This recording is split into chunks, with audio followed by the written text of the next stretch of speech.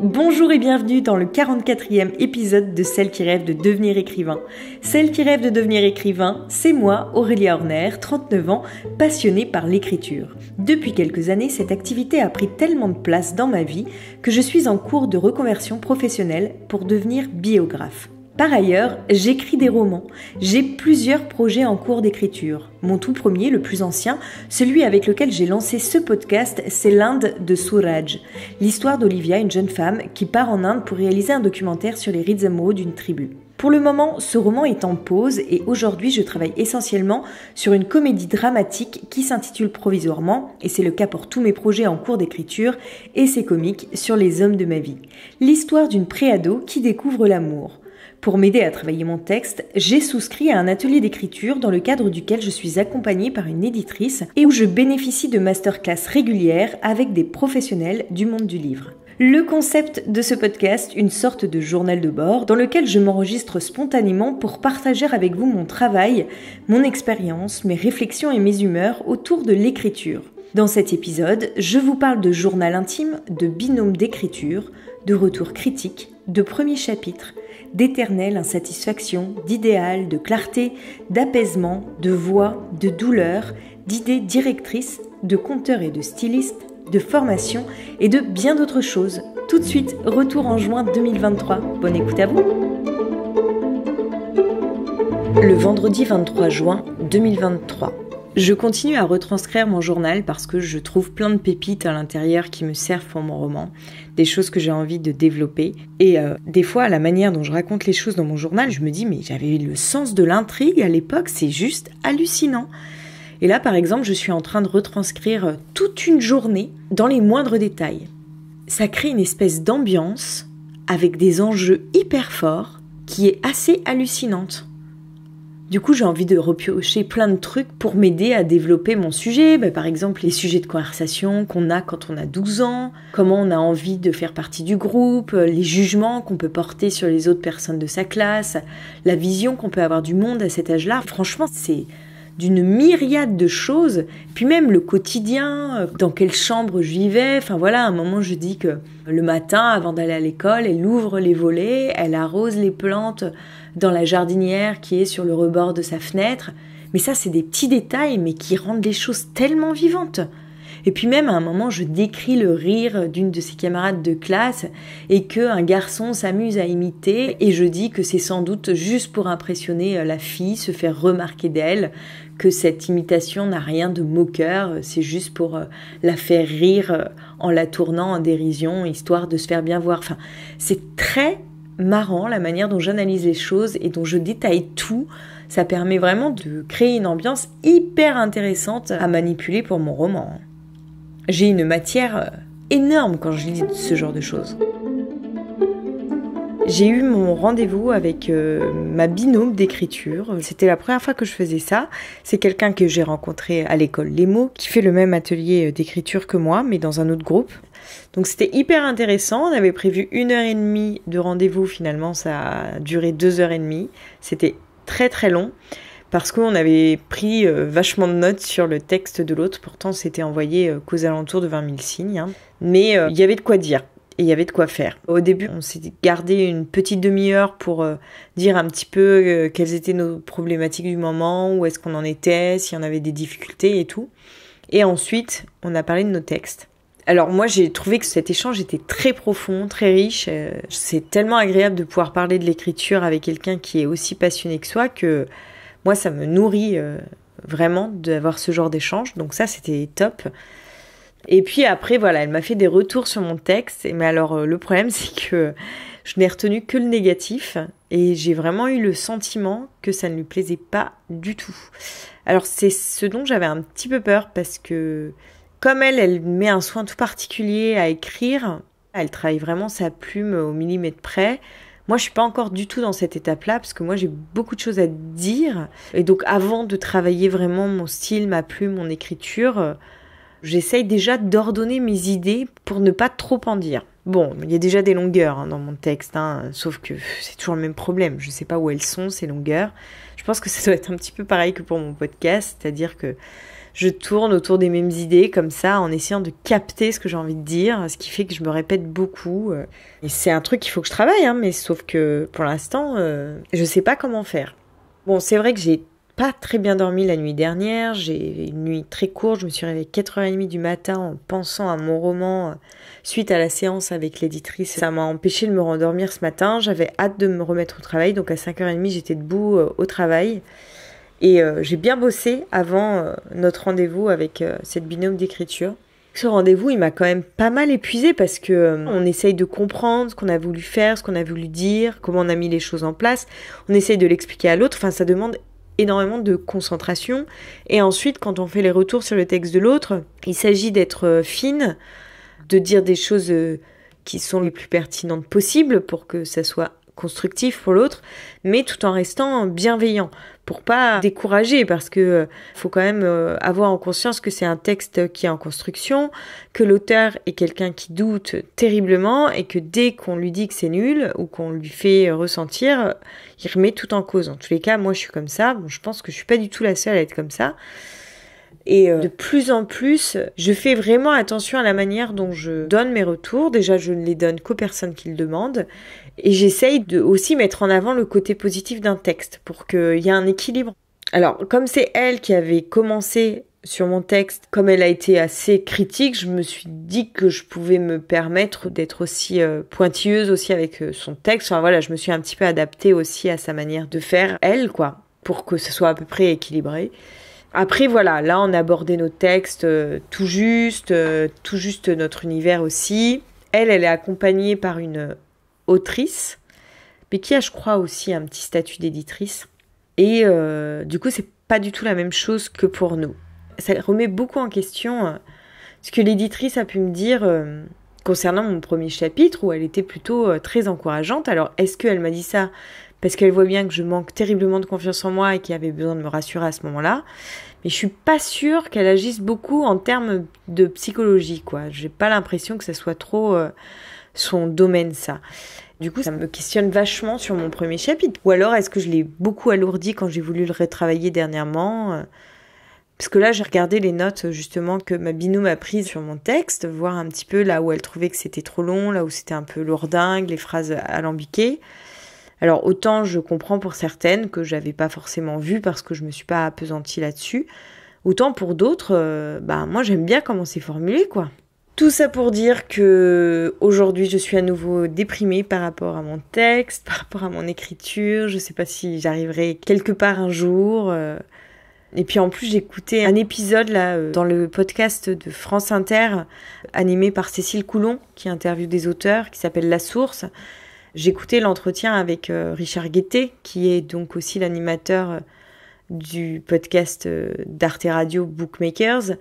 Par ailleurs, il est également écrivain, et donc là, il était interviewé en tant qu'écrivain dans ce podcast, et il lit un extrait, un texte de Pierre Jourde. Il me semble que c'est bien lui l'auteur, hein. Excusez-moi si je fais une erreur, mais il me semble que c'est bien ça, qui a écrit un texte qui est paru dans le Nouvel Observateur, il me semble, pour les jeunes écrivains. En disant, voilà, si t'es prêt à écrire pour que personne ne te lise, pour n'être jamais publié, passer des heures et des heures à t'acharner sur un texte pour peut-être jeter ces pages à la poubelle. Il nous a lu ce texte qui, pour moi, est hyper pertinent, et la chose que j'ai le plus retenue, c'est qu'en fait, j'ai l'impression quand même que, en tant qu'auteur, on est éternellement insatisfait. Alors déjà, à la base, je suis un peu comme ça dans la vie, mais alors, avec mes textes, c'est encore pire. Il peut m'arriver d'avoir des moments où je suis très contente de moi, mais il suffit d'un rien pour que je replonge. Et pareil, l'auteur qu'on a eu en masterclass à la dernière journée des auteurs, c'est Jérôme Attal, si je vous dis pas de bêtises. Lui, c'était vraiment un de ses propos de base, quoi. Il disait qu'en tant qu'auteur, lui, en tous les cas, était un éternel insatisfait. Et ça me pose question parce que je trouve que c'est pas très agréable quand même de vivre sa vie en étant éternellement insatisfait. Est-ce qu'il n'y a pas un moyen de combattre ça, tout en restant quand même perfectionniste, en allant au bout des choses Je sais pas, je me pose la question. Parce que par exemple, le film que j'ai fait, qui est à la base de l'écriture de l'Inde de Soulage, Donc pour ceux qui rejoignent le podcast maintenant, je suis partie en Inde en 2014 pour réaliser un documentaire sur les rites amoureux d'une tribu. Et donc j'ai été jusqu'au bout de ce documentaire, j'en ai fait un 26 minutes.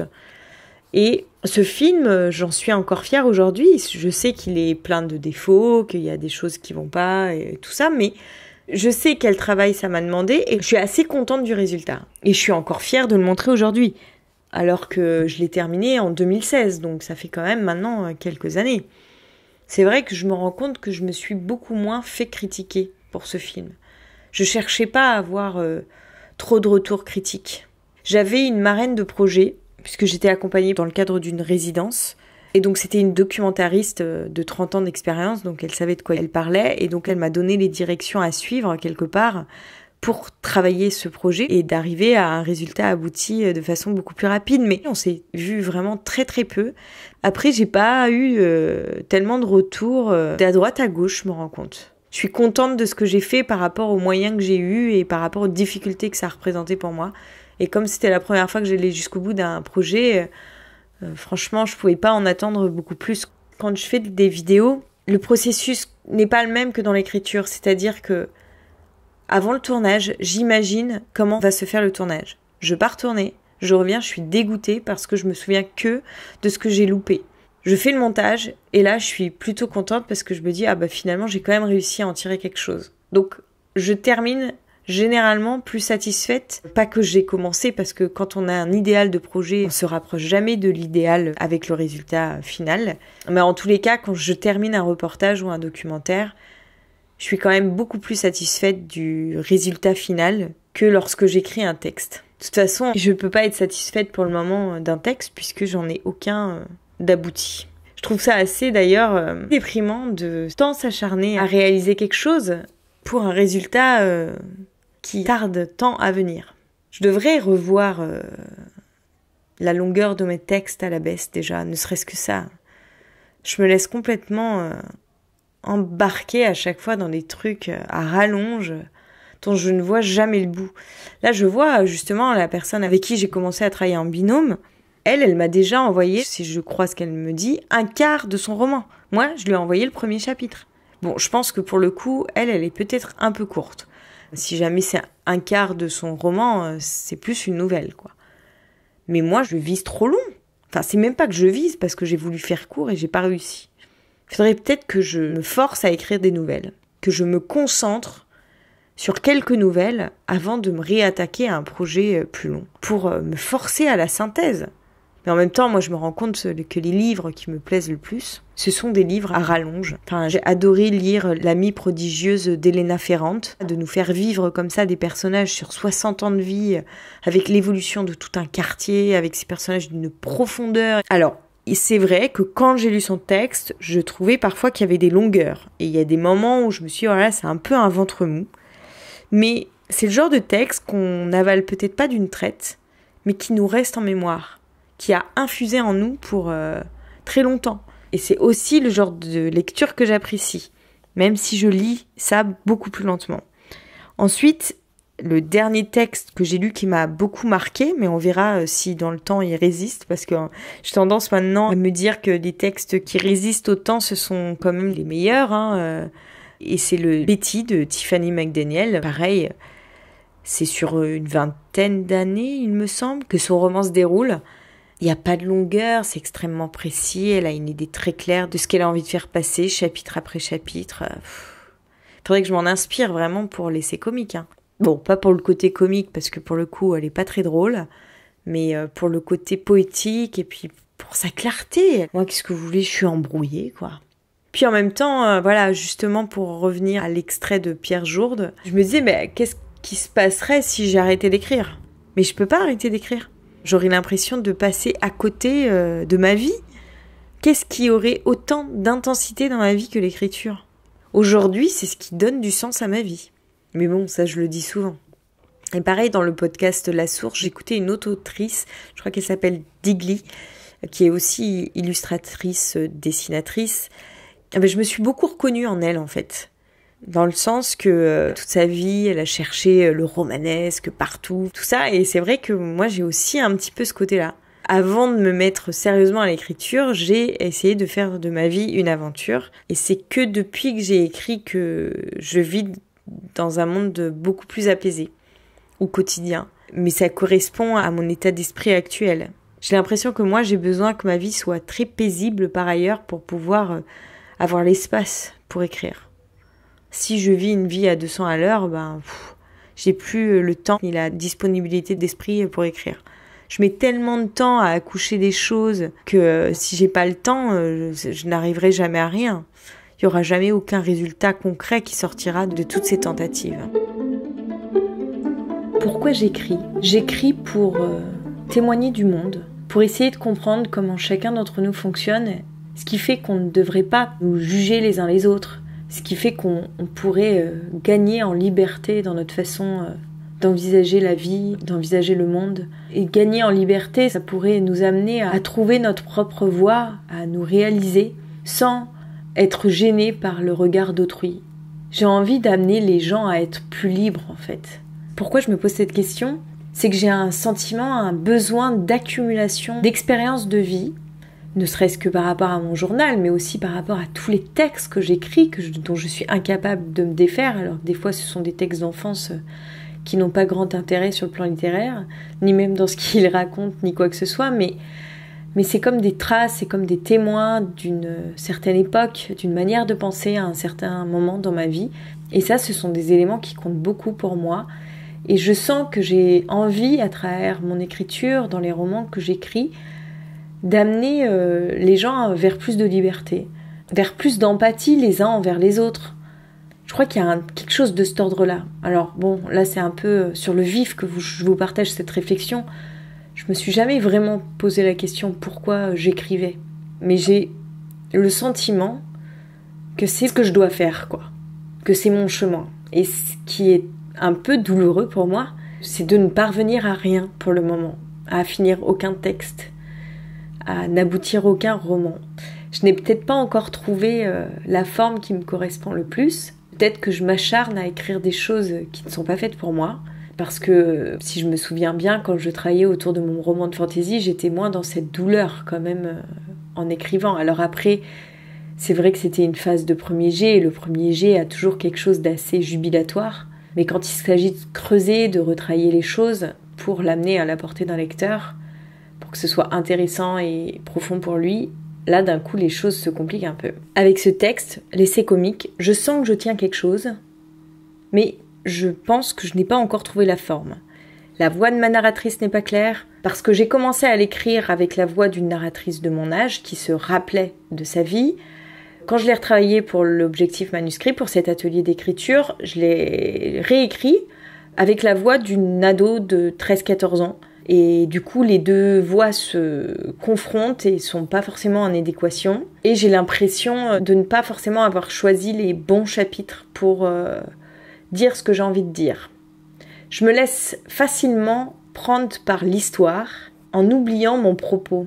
Là, ça, c'est tout le problème de travailler avec du matériau autobiographique. Je suis toujours confrontée à la même chose. Je le sais, mais c'est plus fort que moi. Bon, maintenant que je me suis lancée là-dedans, j'y vais. J'ai envie de tirer le maximum de bénéfices de mon atelier d'écriture, donc je vais continuer à m'acharner sur ce texte, même si c'est douloureux et que j'avance dans la peine, mais j'irai jusqu'au bout. J'ai 1 an pour tenter d'aboutir quelque chose de minimum correct. Je vais profiter de la présence de l'éditrice pour écrire le maximum, même si c'est pas tellement travaillé, tant pis. Je pose les choses, on verra ensuite pour le retravail. Là, elle a lu jusqu'à mon chapitre 14, et dans ma dernière version, j'ai 30 chapitres. Donc en fait, elle a lu la moitié, et mon but, ça serait... J'ai déjà écrit jusqu'au chapitre 17, mais bon, le 15, 16 et 17 sont pas encore... il faut que je les retravaille un petit peu quand même, je peux pas lui envoyer un brouillon. Parce que là, ils sont vraiment en mode brouillon. Donc ça serait bien que je lui envoie au moins jusqu'au chapitre 25. Bon, ça me semble un peu ambitieux quand même, quand je vois tout ce qu'il me reste à écrire. Toujours est-il que j'ai regardé mon nombre de caractères. On en est à 315 000 à peu près caractères, espace compris. Ce qui veut dire que j'en suis à la moitié du roman de l'Inde de Suraj. Et j'en suis à la moitié de mon texte. Donc en fait, on est à peu près dans la même durée de texte. Je pense qu'en plus de ça, je serais capable de réduire si je savais comment couper mon texte, qui est lourdingue. Voilà. C'est toujours le même problème avec moi, c'est que je veux trop en dire, je rentre trop dans les détails. Là, le deuxième chapitre que j'ai envoyé à ma binôme d'écriture, j'ai essayé de couper un peu du gras, mais franchement, j'ai vu très peu de choses qui dépassaient. Mais parce que je ne vois rien, en fait, quand je suis seule avec mon texte. Et puis, comme j'ai pas encore posé toutes les choses, je me rends pas compte de ce qui va être utile ou pas. Les fils que j'aurai envie de tirer ou pas. Donc, pour l'instant, je laisse tout aussi. Donc, c'est ça aussi qui fait que c'est assez lourd. Le lundi 26 juin 2023. Ce matin, je suis repartie à la charge. Je sais pas si c'est comme ça qu'on dit. J'ai un doute, là, d'un coup. Bref, je me suis remise à fond dans mon roman.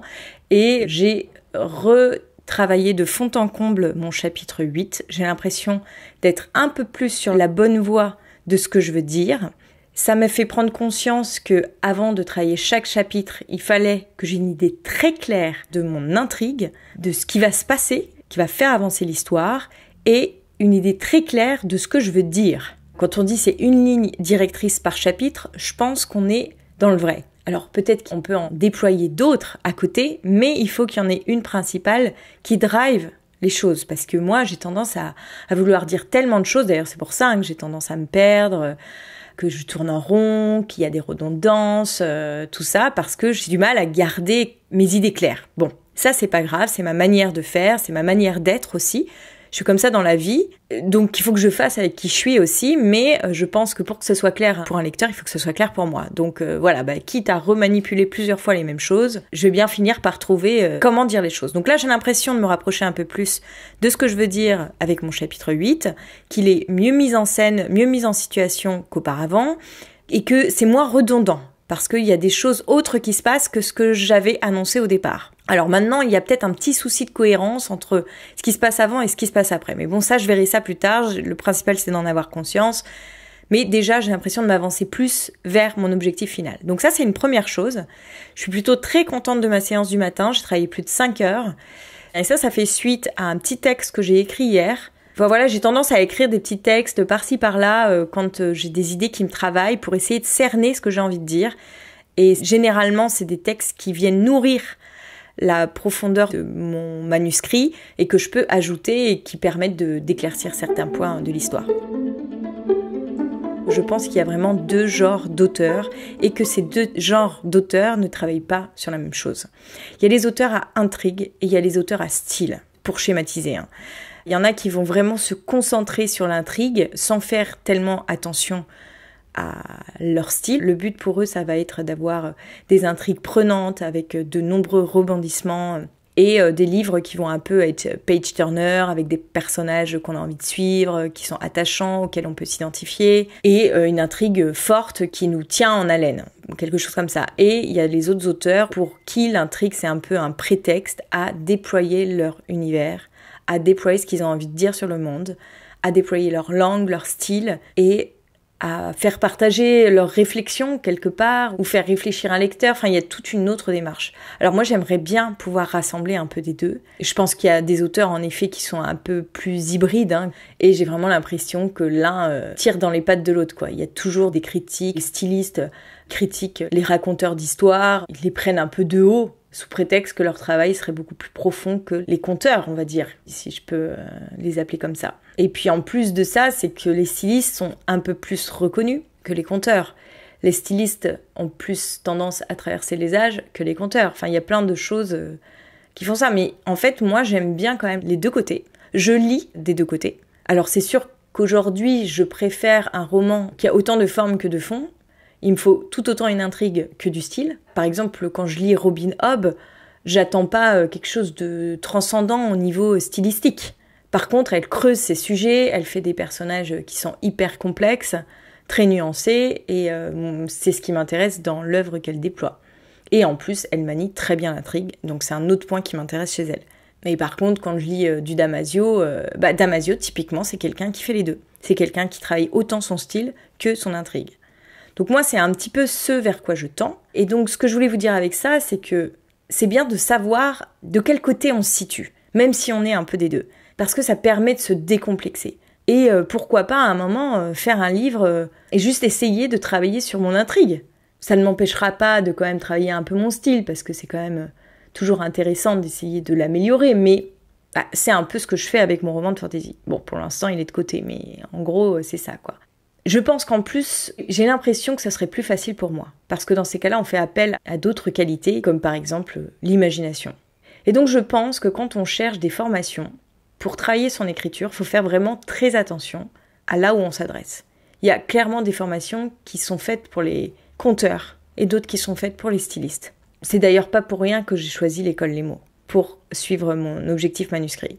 Parce que je pense qu'ils répondent beaucoup plus à mes attentes, à ce que j'ai besoin de travailler. J'ai l'impression que j'ai beaucoup moins besoin de travailler le côté intrigue des choses parce que ma formation de scénariste en fac de cinéma et tout ce que j'ai pu faire autour de cette question me permet de manier l'intrigue avec peut-être plus de facilité que je ne manie la forme stylistique de mes textes. Même si aujourd'hui, je suis confrontée à une autre difficulté qui fait que comme j'ai des romans qui s'inspirent d'histoires vécues, le côté intrigue se mêle à l'autobiographie et j'ai du mal à tirer vraiment ce qui va permettre de faire avancer l'intrigue. Je sais pas si je suis très claire dans ce que je dis. Je suis contente, là j'ai envoyé à ma binôme le chapitre 2 de mon roman. Apparemment, elle l'a déjà lu et elle m'a dit qu'il était beaucoup plus clair que le premier. Me voilà un peu rassurée et je pense qu'en effet le premier, j'ai voulu tout poser et donc ça fait beaucoup trop de choses pour un lecteur qui plonge dans mon roman. Je pense que l'éditrice, elle nous a laissé nous déployer lors de ce premier chapitre pour qu'on puisse poser les choses. Voilà tout ce dont on va parler. En fait, on lui présente notre projet, quoi, comme une introduction de dissertation. Sauf qu'après, il faut retirer des fils qui soit ne seront pas exploités au cours du roman, soit n'ont pas lieu d'être à cet endroit, soit qu'on peut déplacer à un autre endroit. Par exemple, à un moment, j'ai mes 3 copines qui font une bêtise, donc les parents les punissent, et je détaille comment chaque parent punit son enfant. Ce qui me permet d'expliquer un petit peu quel est l'univers social et familial de chacun de mes personnages. Sauf qu'à mon avis, on n'en a pas besoin ici, dans le récit, ça vient beaucoup trop tôt, et c'est quelque chose que je ne vais pas forcément utiliser par la suite. Donc, à mon avis, ça va sauter. Je suis contente en travaillant ce matin, j'ai gagné 1 page de texte, ce qui est vraiment pas mal. Je suis toujours contente quand je réduis mon texte. Et puis là, j'ai 2 chapitres, je me demande si il y en a un, à mon avis, il va sauter aussi. Donc je vais encore gagner un peu de temps. Et il y en a un autre, à mon avis, je vais carrément le résumer parce qu'il ne mérite pas d'être autant déployé. Je pense que là, j'ai tendance à écrire tout ce qui me passe par la tête. Dès que j'ai une idée de scène, je la déploie. Après, dans un deuxième temps, je me dis, mais est-ce que ça vaut le coup d'autant déployer les choses alors que peut-être ça peut être dit en 1 ou 2 phrases. Si je dis rien d'essentiel dans ce passage, ça vaut pas le coup que je déplie les choses. Mais pour moi, j'ai besoin de les déplier pour savoir ce que j'ai voulu dire par là et voir aussi est-ce que ça peut apporter quelque chose ou pas à mon intrigue. Je suis en train de faire le montage de mon podcast et dans cet épisode, je suis en train de parler de l'avant-dernière écriture que j'ai faite de l'Inde de Suraj lorsque j'écrivais mon texte sous forme de journal de bord. Et le fait d'écouter ça, évidemment, ça me replonge dans ce manuscrit et j'ai très envie de le reprendre avec tout ce que j'ai appris suite à mon atelier d'écriture. Parce que pour le coup, je suis sûre qu'il y a plein d'outils que j'ai reçus dans cet atelier dont je vais pouvoir me servir pour l'Inde de Suraj. Déjà, dans le fait de poser les choses pour commencer un roman, qu'est-ce qu'il est essentiel de poser pour pouvoir faire entrer mon lecteur dans un univers. Donc ça, c'est une première chose, travailler et approfondir mon personnage, surtout mon personnage principal, qui est le personnage narrateur. Bon, le contexte, je pense, j'ai beaucoup travaillé dessus, donc ça devrait aller. Et puis après, il faut encore que je travaille mon style. Mais ça se fait au fur et à mesure. Hein. Puis j'ai de plus en plus de petites techniques que je mets en application, comme lire mon texte sur mon téléphone, l'imprimer, l'enregistrer à l'oral et le réécouter 1 ou 2 jours plus tard. Enfin, ce genre de choses me permet de sentir la musique de mon texte, ce qui marche pas, les lourdeurs, les répétitions, tout ce genre de choses. Donc je sais qu'un jour je le reprendrai et j'ai vraiment le sentiment que finalement il me manque plus grand chose pour que ce texte soit abouti. Enfin, en même temps, quand je vous dis ça, je me dis qu'il faut pas que je présume des choses ainsi, puisque depuis le début, j'ai l'impression que je suis sur le point de terminer et ce n'est jamais le cas. Donc, en fait, je suis peut-être encore en train de me mettre le doigt dans l'œil. Hein. De toute façon, je vais pas pouvoir m'y remettre tout de suite car là, j'ai 1 an pour terminer l'essai comique dans le cadre de mon atelier d'écriture. Et j'ai vraiment envie d'aller le plus loin possible avec ce texte, quitte à ce qu'il soit publiable en maison d'édition. Donc, déjà envoyable. Non, ça ne se dit pas, mais prêt à être envoyé en maison d'édition. Et ça, c'est pas gagné, quand même. Là, j'en suis à 5 mois de travail. J'ai écrit la moitié du premier jet, même si c'est un faux premier jet, vu qu'il y avait des jets antérieurs.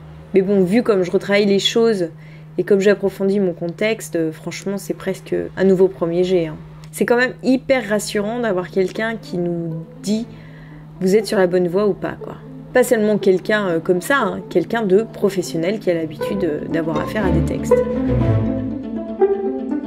C'est tout pour aujourd'hui, on se retrouve dès la semaine prochaine, même jour, même lieu, même heure, vendredi à 18h, sur votre plateforme de podcast préférée. Si vous avez aimé cet épisode, n'hésitez pas à le partager autour de vous et à laisser des commentaires ou des étoiles sur les plateformes qui le permettent. Vous pouvez également me le dire et m'envoyer un message via Instagram, @AureliaHorner. Toutes les références sont dans la description de l'épisode. Et si vous avez des problématiques d'écriture, des conseils à partager ou que vous avez tout simplement envie de discuter avec moi, je serai ravie d'échanger avec vous. Un grand merci pour votre écoute, bonne semaine à vous et à bientôt!